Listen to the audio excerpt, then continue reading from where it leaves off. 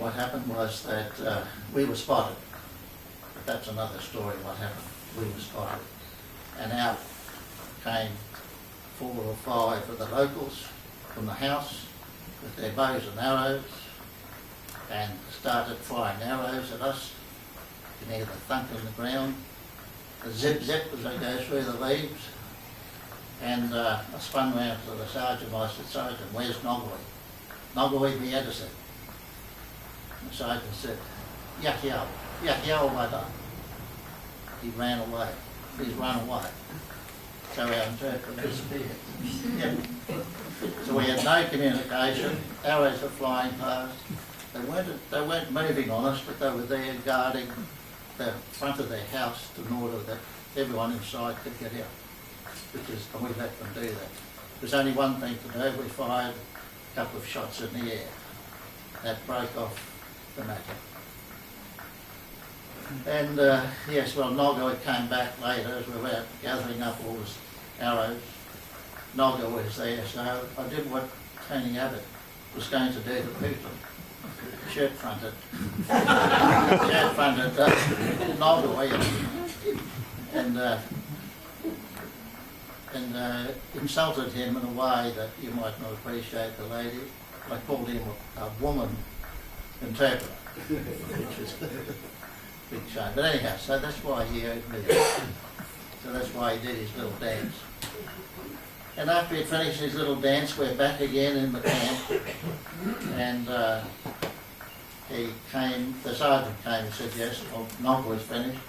And he said that the Anson had said that Pakomba is alive and he will appear in the camp before the first bird chirps. It's exact words. Look, good. Anyhow, we made all sorts of arrangements without putting too much onus on that. Anyhow, next morning, what should happen? There's a comma appearing in our camp, amazingly. And his story was this. When he took off, he had 3 following him. 2 with bows, 1 with an axe.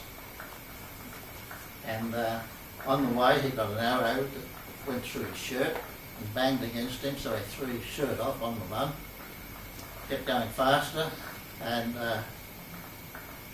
to get himself a bit better speed, he also took off his boots on the run. Amazing. We were the ones that put them in the uniform with boots and everything. And of course he was happier barefoot, he could run fast. So on the run, he undid both boots and threw them aside. He also hid behind trees a couple of times, was spotted, and had to continue on. He got to a tree where he was bare, he couldn't see the others, couldn't hear them, and he climbed this tree.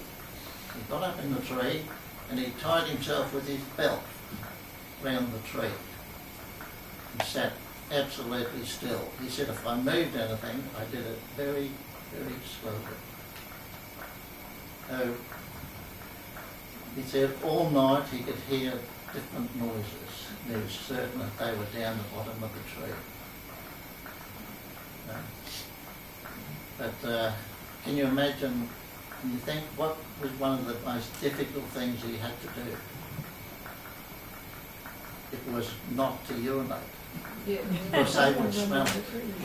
So that poor man, lashed to the tree, could not urinate all night. When it came to early morning, he climbed down the tree, and there was no one there. So first thing he did was, you know what? The next thing he did was came back to the camp. So that's really, from there we tried a bit more to get Owlie, but couldn't get him, so we gave up on that and did other work that we had to do. And went back to the station. As we went into the station, the patrol comes back, because our little station there's no roads, no engines, no power, no phone. There's a little airstrip made with spades and picks, but nothing. when the patrol comes back, it's quite an event, you know. Hello, hello, hello, as we're coming in, so all the whole station came out. Now included in the station that came out were all the police wives and children, including a wife and a child that arrived in a plane, one of the little planes that serviced our strip, while we were on patrol. And who do you think that was? A comber's wife and child. Amazing. Can you imagine if the alternative had happened and I had to tell her that a comber was missing, presumed killed, presumed beaten, bang. So it was just a little twist in the end of that story. Yeah. Okay, I thought you might just enjoy it.